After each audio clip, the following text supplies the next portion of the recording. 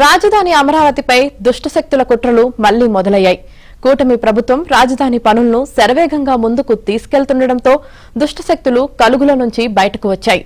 అమరావతికి సపోర్టు చేసిన పార్టీలకు ఎన్నికల్లో ప్రజలు ఘన విజయం అందించినా ఆ దుష్టశక్తులకు బుద్ధి రాలేదు. ప్రపంచ బ్యాంకు రుణం రాకుండా అడ్డుకునేందుకు మళ్లీ ఫిర్యాదుల పర్వానికి తెరతీశాయి.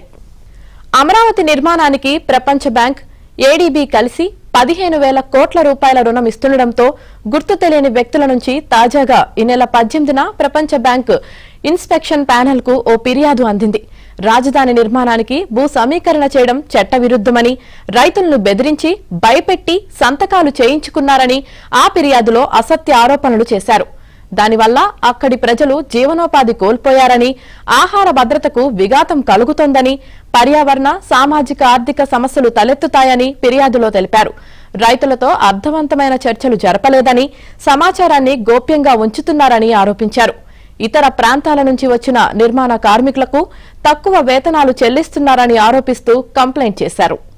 2014-19 మధ్య కూడా వైసీపీ ప్రేరేపిత శక్తుల రాజధానిపై ఇలాంటి కుట్రలే అమలు చేశాయి.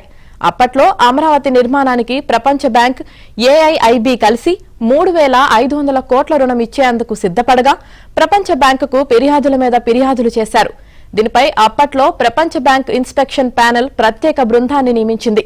ఆ బృందం పలు దఫాలు రాజధాని ప్రాంతంలో పర్యటించి రైతులతో సమావేశాలు నిర్వహించి అక్కడ ఎలాంటి ఉల్లంఘనలు లేవని, రైతులు స్వచ్ఛందంగానే భూములిచ్చారని నిగ్గు తేల్చింది. రాజధానికి రుణం ఇచ్చేందుకు అంతా సిద్ధమైన దశలో 2019లో అధికారంలోకి వచ్చిన జగన్ ప్రభుత్వం రుణం అక్కర్లేదని చెప్పేసింది.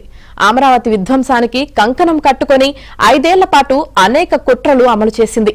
రాష్ట్రంలో కూటమి ప్రభుత్వం అధికారంలోకి వచ్చాక అమరావతికి మొదటి ప్రాధాన్యమిచ్చి నిర్మాణ పనుల్ని వేగంగా పట్టాలెక్కిస్తోంది. కేంద్రం కూడా ముందుకొచ్చి అమరావతికి పూర్తి స్థాయిలో సహకారం అందిస్తోంది. ఇది గిట్టని వాళ్లు అమరావతి అభివృద్ధిని అడ్డుకునే కుట్రలో భాగంగా ప్రపంచ బ్యాంకుకు ఫిర్యాదు చేశారు.